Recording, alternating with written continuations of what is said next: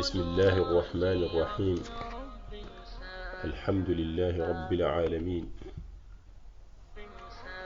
وصلى الله وسلم وبارك على نبي الكريم اللهم انفعنا بما علمتنا وعلمنا ما ينفعنا وزدنا علما والحمد لله على كل حال بندرابي عندم بلاغو on calminama on jurama on ñagama do on neldama do on ñagana wed moƴƴere Allah heedi do hen ñalawmaji barkindi ñalawmaji ganda jomiraɗo subhanahu wa ta'ala suɓi ɗum e dow ñalawmaji fof ɗen ñagano leñol ngol kadi kisal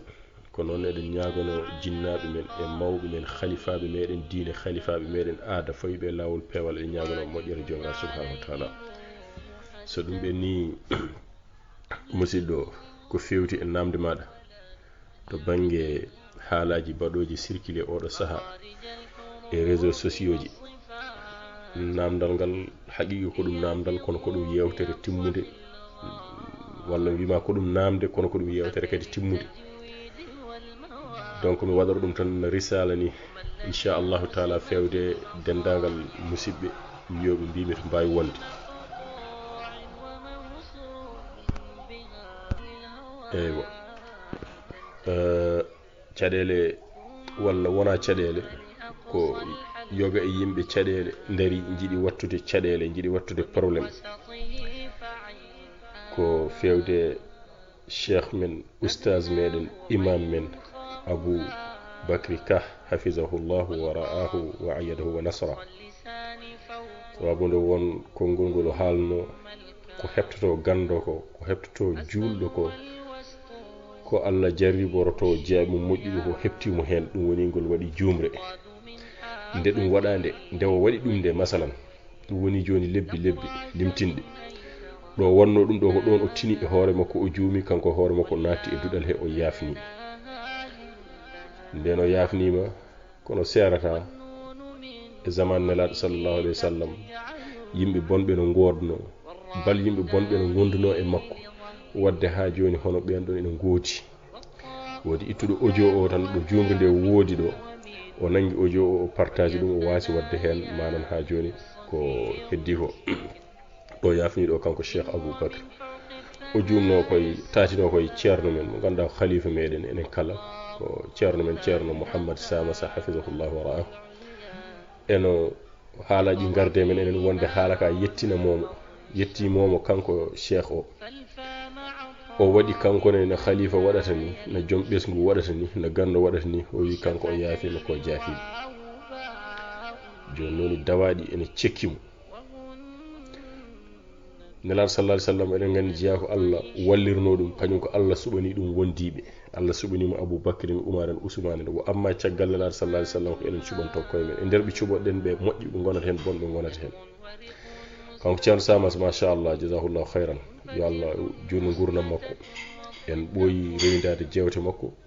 en jooɗodima e makko jonɗe kewɗe ɗo tawno ene laddeji ɓuuri hewde en jeehi calminɗen mo juuriɗen mo jewtiɗen makko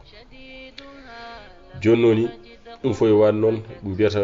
waɗa saaha ceerno o bonata walla lamɗo o bonata ko watulaɓe bonata o jogui watulaɓe kay ɓe ganduɗa hoorema kay wallahi al azim so tawi o tini koɓe mbaɗata ko mboɗo jortiɗi joomum so tini ko mbaɗata ko o ittatɓe koɓe musidɓe o ittatɓe koɓe almuɓe ko noon o ittatɓe koɓe yaadiɓe ngati neɗɗo wiyata ko almude ceerno Samas neɗɗo wiyata ko ɓurɗo ɓallade ceerno Samas neɗɗo wiyata ko dental ceerno Samas jeeya taw an ala ko woni manan ha joni haajuma ala ko woni yiddema e yendema so wona darade no huɓɓa fitina e dow leydi huɓɓude fitina e dow leñol fulɓe huɓɓude fitina e nder Fouta meɗen noon faaɗi Fouta o fo sa ƴeewi ko galle goto jiyanɗe fo e sertude hatta ko galle goto ko nokku goto donc ɓeeɗo hen dariɓe huɓɓude fitina o kanko ceerno Samas emin mbaɗa wulago fewde makko oɗo almudo maɗa biyeteɗo Mamadou Sy mboɗo jorti ko bummanajo wallahu alam so tawi wona noon yo Allah yaafumi wallahi omono dare ɗiɗo WhatsApp uji omo haala bonandeji bonɗi fewnu ɗum e ahli sunnati wal jamaa en hay sinno noon kanko o inniri ɗumen wahabiyankoɓe kamen innirani ɗum koye mumen kono noon hay sinno ɓe ndewanno ko sanamuji o ala droit ƴettade ɓe o ala droit huddeɓe o ala droit wiideɓe koɓe lundiɓe jinnaɓe mabɓe o ala droit ƴettade seere mabɓe so ƴettimaɓe ɓe ƴettomo so ƴettima seere mabɓe ƴetto ceerno makko donc eɗen mbaɗa appel fewde autorité Sénégal kanko e hoore makko omono bonna inde laamu Sénégal kanko oɗo hen Mamadou Sy parce que o wi ko nde ɓe gulliti jumre ceerno men ceerno Abou jumno manan ko brigade gendarmerie mo ɗa hen mo Agnam Siwol ko on aranimo ɗon omo wone dental makko o jooɗi noon nanɗo emin piɗi kadi yettinde ɗi manan brigade o min kolla ɗum ɗon o wi ko ɓe tawi ɗon ceerno Abou e juma he ene wone dental mum ɓe tongi ɗum ɓe nawi ɗum ɓe pii ɗum woni toon birso ko ha hiiri te wallahi ko fenade jomiraɗo subhanahu wa taala yiyani ɗum annabi muɗum seedaki julɓe ceedaki ɗum ko kanko tan feni nde ɗo henno fenade eɗen mbiyamo yo hul jomiraɗo subhanahu wa taala kono eɗen mbiya ceerno Samassa yo ƴeew to ɓalliɓe ɗum ɓe enen eɗen irri ceerno Samassa waɗi ɗo gueɗe moƴƴe toñede yo yaafima kadi ko noon o wawi wadde nelaɗo sallallahu alaihi wasallam ko toñano fof yaafa tan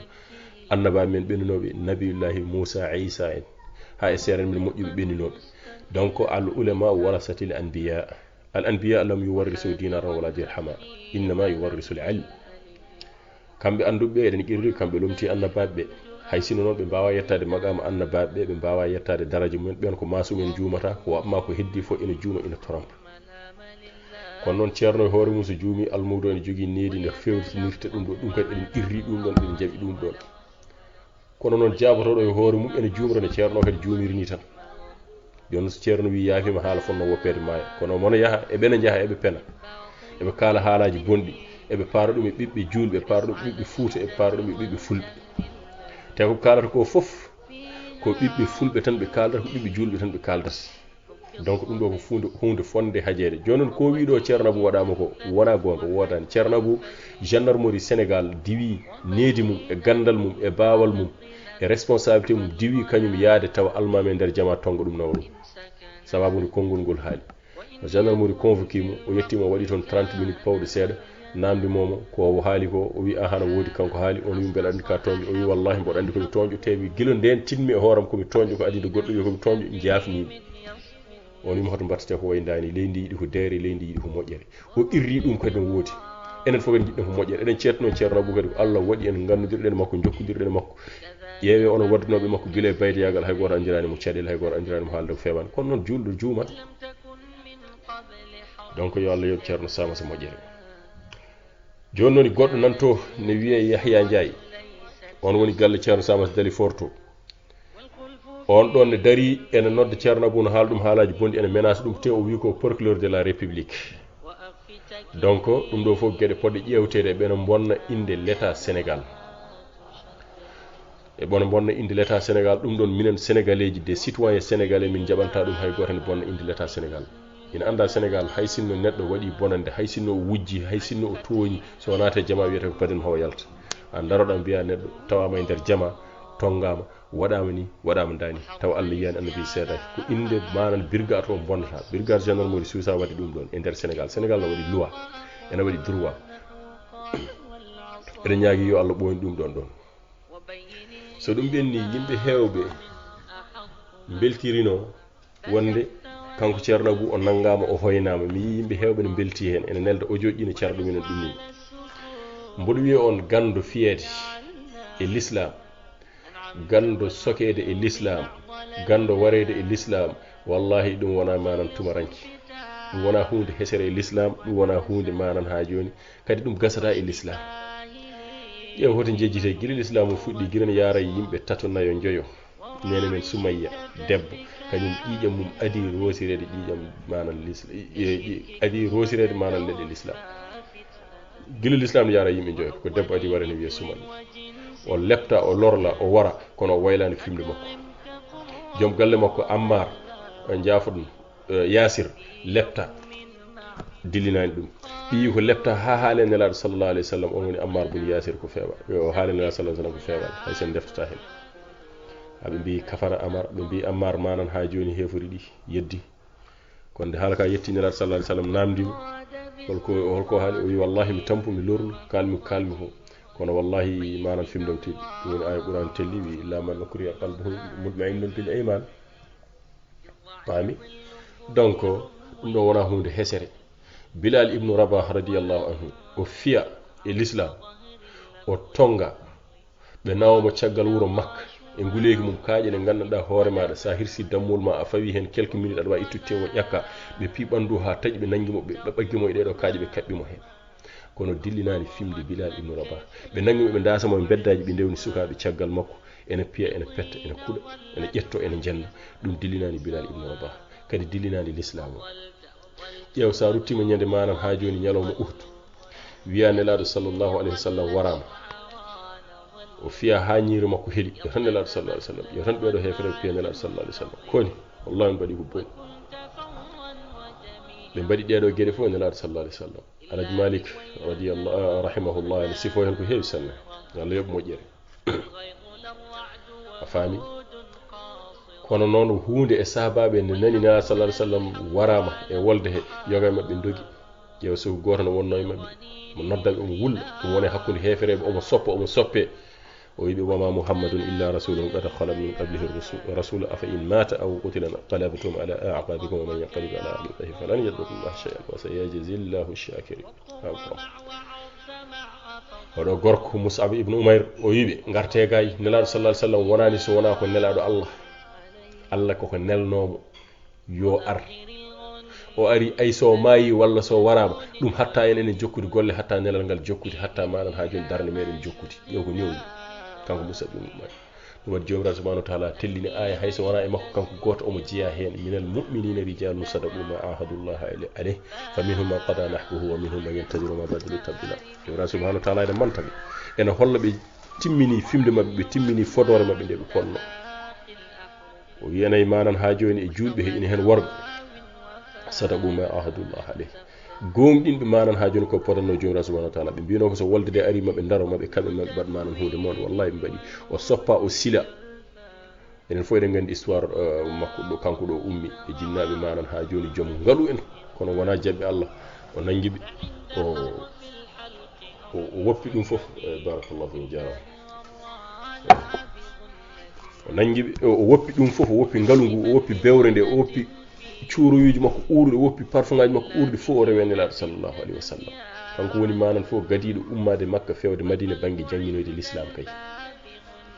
adde mbiyen kanko nawi toon l'islam kanko Mus'ab ibn Umayr kono wara o heddi Uhud ay ceerno Abou mbiɗen so waranoma wallahi l azim dillinani manan ha joni sunna nelaɗo sallallahu alayhi wa sallam dillinani manan ha joni sunniyankoɓe Fuuta dillinani sunniyankoɓe diwan o dillinani hay hunde ustata kadi dillinani mo ɗum wona ko yereɗo makko kanko wardede l'islam dillinani mo kadi alhamdulillah leydi yettaki ɗon leñol ngol yettaki ɗon yimɓe uddiɓe wiyoɓe ne piya neɗɗo sababu nde haali nangam walla haali nangam kadi luure banggue l'islam ko ɗo tawa ko ɗo woppate koko ɓooyi hoto jejjinen l'islam naati Fuuta taw naddani hay lawol gotol naatiri manan mbiɗen ɗo ila morfil ɗo ɗum mbiyeten manan ha joni e banggue hakkude maaje ɗo ɗon l'islam naatiri Fuuta o hay lawol gotol ardan yeeha ɓooy Qadir ari yeeha ɓooy Tidiane ari e nder Tidiane o yeeha ɓooy celti ngari jumaji kewɗi uddino e Fuuta minen famɗo duuɓi min kawri hen sababude hakkude Tidianenkoɓe Tidianenkoɓe kono ɗum foof yewtida yitodira hande ne ko noon tan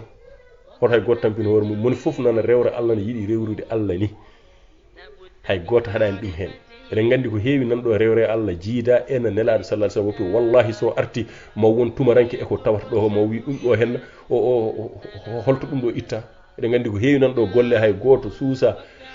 wiide kañum nelaɗo sallallahu alaihi wasallam ni gollir ata hadda min kulli wahidin minkum kono haɗani mon fof non golliron yiɗiri ni ɗum noon gacce yimɓe ndeeƴa gacce julɓe ndeeƴa on mbawa falade sunna nelaɗo sallallahu alaihi wasallam diine Allah hay goto waɗum falande wonno ko jomiraɗo subhanahu wa ta'ala renani hoore muɗum wadde yo Allah reena leñol ngol foof donc so tawi en ƴeewi tawanoɓe nokkuji mumen tooña koyna e l'islam ɗum ɗon gasata jehentu imam men Malik rahimahullah ala fof caɗele ɗe o dañani ƴeewen imam men Ahmad ibnu Hanbal o nanga o soka yimɓe mbiyen mborama sunna jogori majjude kono o yalti o wiya imam ahli sunnati wal jamaa ha gorom ƴeew jehetu Ibnu Taymiyya ten wallahi maayi koye kaso waɗi saha e zaman makko ɓurimo hewde yiɗɓe wodani kono ɓurimo hewde añɓe wodani ha almuɓe makko hewɓe so bindi deftere haala makko so ƴetti mbaɗata hen inde makko kala tan taw mbiyani ko kanko wi noon saabu andude no way añede on saha kono wallahi o waɗa e kaso haw maayi kaso ñande o maayi hawrama janaza makko ko hawri e meeɗa ko yiyede ko foti noon e nder janaza manan ha joni l'islam ko noonne ko naati l'islam ñande hen hay goto andana foti ko woppi bida ñande hen tawti sunna e Allah rewni teddungal ngal makko hay goto andana foti ceerno boni ko salafi yuna e nder mabbe tan ko be salafuji makko tan donc so dum benni ko jinmi weddade onon sukabe almuɓe suufiyankoɓe mbatten hakkillaji ganden enen fof ken gotum enen jiidi yumma jiidi baba enen jiidi diine l'islam o enen kam alhamdulillah goto men yeddani qur'ana o eden gandi yedduɓe qur'ana o naate meɗen wiiɓe qur'ana o timmani woni shiya en hay goto men yeddani moƴƴere sahabaɓe nelaɗo sallallahu alayhi wa sallam ta yi ko imam alaji malik si en cife mabɓe sa ƴeewi ko ahmadou bamba en cife mabɓe sa ƴeewi manan ko oumar fouti en cife mabɓe a tawat manan ha joni enen eɗen dendi ndeɗo fimde foof eɗen certi lawol tijja en oɗon jaaɓi ɗum minen mi cali ɗum mutlagal kono noon ɗum ɗon wonani hunde fonde serude nde wonno so yimɓe ndendi ko ɓuuri hewde ko serdi ɗumen ko so ɓuuri famde wadde potani sertude aywa minen e nder komin gomƴi ko wonko jedduɗon hen so ɗum ɓenni seren mbiyaton seren mon ɓe guitte ɗum hakkillaji mon seren ɓe ko seren meɗen enen foof dendagal ceerno gonɗo e Fuuta ko enen ɓiɓɓe Fuutanko fof ndendi ɗum dendagal ceerno gonɗo e Masina ko ɓiɓɓe Masina ko fof ndendi dendagal ceerno pullo wadde ko seren ɓe ko almuɓe fulɓe fof ndendi ɗum enen dende mabɓe to banggue endam enen dende mabɓe to banggue almudagal donc ɗum ɗon hay goto waɗa hakkille mum wonde ɓeɗo ko serene ɓe meɗen mbiyani wona gonga soɓe gonda seere mon mbatta mbatton ko par ce que oɗo Mamadou Sy ɗeɗo penale ɗe feni ɗo neɗɗo ɓallo ceerno Samas wiyo koye almuɓe ceerno Samas jeeya tawa suusa fende ndeɗo fenade wallahi l'azim oɗo wona almuɗo ceerno Samas omo innitoro ɗum omo ɓorni wutte o oɗo manan Yaya Ndiaye dariɗo wi manan ha joni kañum e koko procureur de la république kanko woni gardien galle ceerno Samas o dari o wi ko procureur omo nodda yimɓe procureur sénégalais watta ménager population sénégal no ɓen ƴewata ko kisal ɓiɓɓe sénégal minen gandi procureur uji sénégal bila ko ɓooyi ceerno Samas min naddi galle procureur de Saint-Louis ɗo 97 hanko ceerno Samas namɗemo ndeɗo fimde sono woodi min gandi procureur uji ko ɓooyi wona hande procureur uji sénégal ko nehiɓe ko nehaɓe ene jeeya e ɗum ɗoji sénégal so tawi a yalti enam ɓe ƴeewa needi ma d' abord to tolni gaga gandal ngal mi needi ndi taw est ce que ono ɗon jogui ndi ɗon needi procureur uji enen sen ƴeewi jangguɓe ɗin ɗon gueɗe ɓuuri wiyeteɓe almuɓe jogade neediji ko ɓuuri hen hewde mi wiyani foof noon kadi mi yaltinta hen hooram min donc yimɓeɓe yooɓe neeto keddiɗo joom qasida fasid o ko Oumar Touro wiyete subhanallah neɗɗo darono huuɗo jiyaɗo Allah neɗɗo darono huuɗo neɗɗo aɗa haɗa hay hudde lekki aɗa haɗa hay hudde kullel nelaɗo sallllahu alayhi wa sallam meeɗino manan goto e sahabaɓe makko ɓe jaada ene huuɗo guelaw men ɗum nelaɗo sallah sallam wimo yo ruttu oɗo yatta e mabɓe o yiminen kuuɗo jeyaka e amen an daroɗa kuuɗa neɗɗo hono maɗa minen ñagonma Allah yo Allah fewni onon ne ɓeɗo dariɓe yimɓe ɓe kulani fenade kulani takkude kulani happude kulani tokkude yo Allah subahana taala fewni min fewna on fewna julɗo fo Allah waɗa enen fof ko en julɓe en ko en ibadallahi salihin en ko en moƴƴuɓe o waɗa en ko en musidɓe ko en gotuɓe en calmini en juurima dendagal ceerno men to wawi wonde dendagal almuɓe kadi to mbawi wonde en juurima ceerno men ceerno Samas e gollal moƴƴal ngal o golli e golle moƴƴe ɗe o dari e golla so ɗum ɓenni haalde inde neɗɗo ko toñangue kono noon hoto cikken so neɗɗo haali e nder haala ka o haali ka o haali ɗum ko e diine hoto cikken yimɓe joom diine en jabotako mo ɗum ɗon wawa wonde mutlakan tan ko l'islam kalɗa yimɓe l'islam jabotako so haali hawri hen ko moƴƴi alhamdulillah mbiya ɗum ɗo moƴƴi so moƴƴani mbiya ɗum ɗo hen moƴƴani pawa ɗum e qur'ana pawa ɗum e sunna ɗum naggani hay goto sokani hay goto kadi yaarinani caggal hay goto ɗum ko kala bawɗo haalde ya taw ene jogui dalil qur'ana wa sunna ala fahmi salafil umma ko ni foti so tawi a wiyama hoto woni mbiya nani kono sa haali a sikki ko deƴƴete ɗum deƴƴinta yimɓe mamma si usta fitinaji maɗi fitinaji gaddata e réseau sociaux ji aɗa addu ɗum ɓiɓɓe sénégal naɓe aɗa wi min kaldi ga e laamu wini aɗa wawi nangude kala to neɗɗo woni somin gone leydi he bel cikkuɗami ɓuuri min leydi he a wawa nangude hay goto a wawa nangude a ɓurani kadi hakkille hay goto a ɓurani jamaragal hay goto a ɓurani yidde hay goto seerenɓe ɓe war seesi no gonirɗa fuutanke ni no min goniri fuutankoɓe no gonirɗa almude ni no min goniri almuɓe moni fof ko no goniri almudu hay goto yarantama caggal e ko kalta ɗo ko fof ko fenade hay hen hunde wona gonga te billahi wallahi wa tallahi so wonno gonga dillinani min naranani min caggal kala kalɗo ko fewani ko itte ko fatire diine fewani wiyete fewani ko bawɗo wonde foof heddi noon ko hunde fof kadi ne waɗi lawol no waɗi no waɗirte no waɗi no wirete ɗum kadi eɗen jaaɓi ɗum eɗen irri ɗum ɗon donc bandiraɓe o joni juut seeɗa mboɗo sikki a heeɓi jabol maɗa eɗen juuro eɗen mbaɗa julmu wuuro dendagal ɓiɓɓe julɓe yo Allah jaɓanen demen Allah yaafo en perguitte meɗen ko musidɗo moɗon Aliou Ly salmini juurima ñaguima duwaw neldi duwaw duwanima serade men foof mi ñaguima dendagal kala keɓɗo audio o nde duwantomi minne mi duwanima ɗum oɗon jarlowɗo jaafa assalamu aleykum wa rahmatullahi wa barakatuh.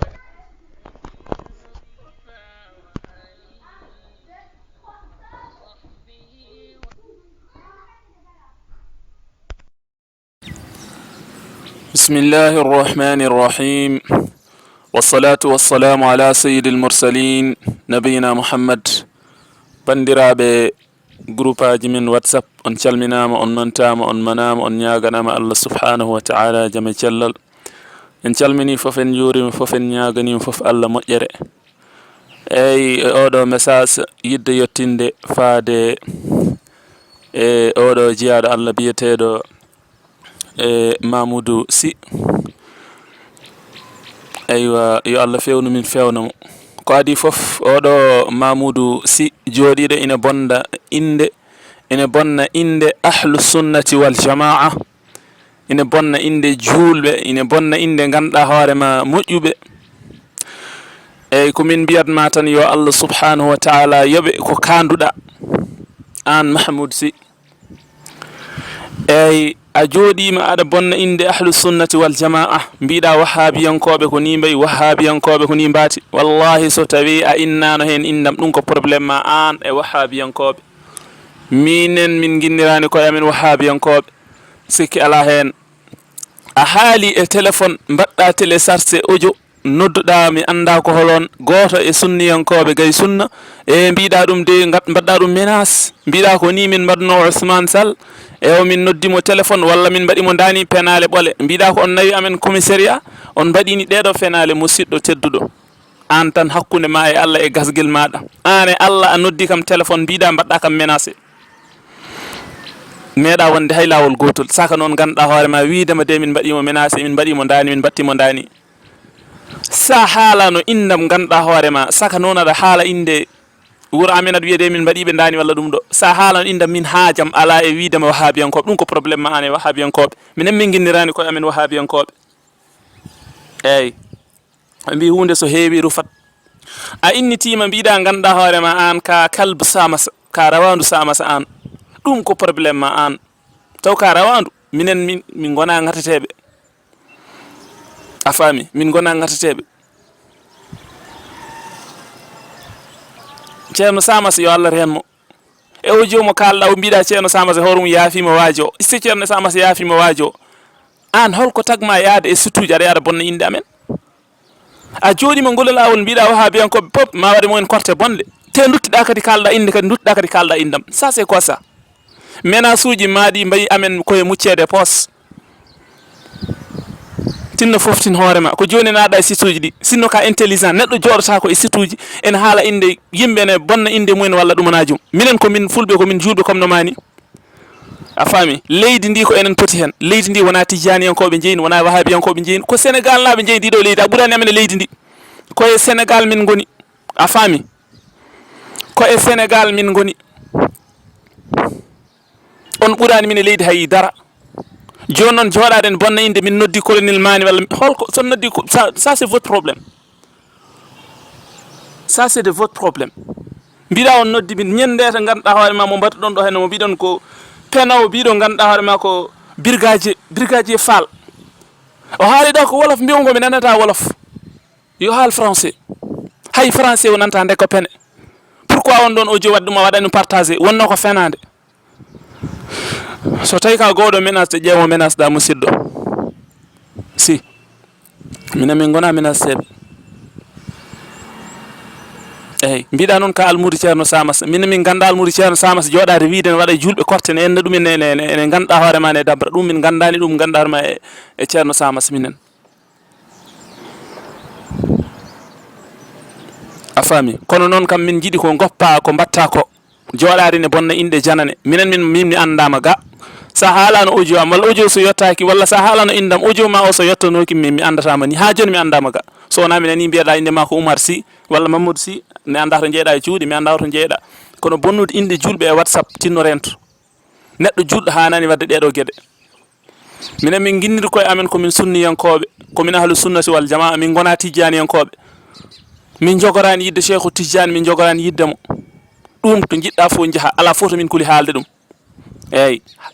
to wawi wonde fof ala to min kuli haalde ɗum hay sa waɗi min convoqué laamu min jiiɗa Cheikhu Tidiane min jiiɗi ko Allah wi nelaɗo wi settu to jiɗɗa fof noon jehene leydi he a ɓurani min e leydi he a ɓurani min ande a ɓurani min jogade men connaissance nimaram nan ɗon saɗa suusi jiɗɗa fof jehene leydi he woni Sénégal woni Dakar woni Matam woni partout eyyi kono jooɗande bonna inde janane walla ne haala ɗi haalaji ɗi kalta jaggo hoore ma